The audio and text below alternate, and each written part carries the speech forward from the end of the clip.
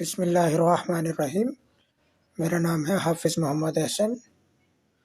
आज हमने जिस टॉपिक का इंतखाब किया है वो है compartment models and volume of distribution.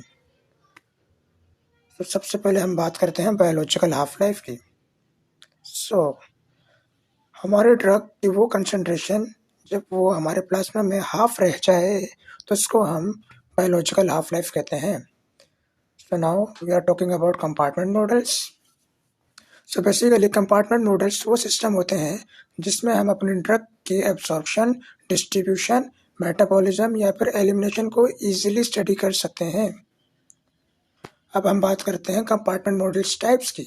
तो हमारे पास बेसिकली 3 तरह के कंपार्टमेंट मॉडल्स होते हैं। The first is one compartment model, two compartment model and multi compartment models. अब हम बात करते हैं सिंपल कंपार्टमेंट मॉडल की। अगर तो हमारी ड्रग सिर्फ और सिर्फ सेंटर कंपार्टमेंट मॉडल तक आए और वहाँ से डायरेक्ट एलिमिनेट हो जाए तो इसको हम सिंपल कंपार्टमेंट मॉडल कहते हैं। इसकी 2 टाइप्स होती हैं, central compartment and peripheral compartment. वो ड्रग्स जो सिर्फ और सिर्फ हाईली परफ्यूज्ड एरिया तक जा सके, for example heart, liver, kidney, तो इसको हम सेंट्रल कंपार्टमेंट मॉडल्स कहते हैं। और अगर हमारी drug fat tissues, muscle tissues या एडिपोज टिश्यूज तक जा सके तो इसको हम पेरिफेरल कंपार्टमेंट मॉडल्स कहते हैं। अब हम बात करते हैं ड्रग कंसंट्रेशन की।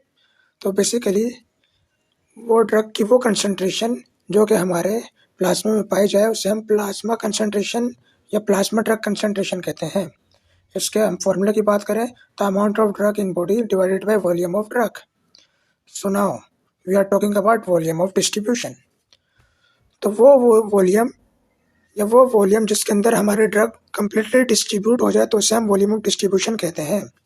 इसका फॉर्मूला भी सिंपल है, amount of drug divided by concentration. Volume of distribution, वो ड्रग जिसका लार्ज वॉल्यूम ऑफ डिस्ट्रीब्यूशन होगा तो वो हमारे हाईली एडिपोज टिश्यूज तक जा सकती हैं, हमारे मसल्स तक जा सकती हैं। और वो ड्रग जिनका वॉल्यूम ऑफ डिस्ट्रीब्यूशन स्मॉल होगा तो उनकी डिस्ट्रीब्यूशन भी लिमिटेड होगी।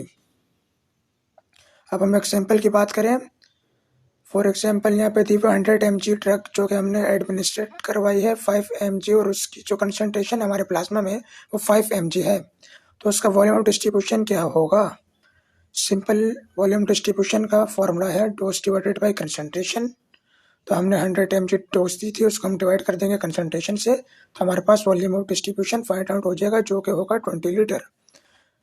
वॉल्यूम डिस्ट्रीब्यूशन को हम apparent volume of distribution भी कहते हैं। It does not have any exact physiological significance.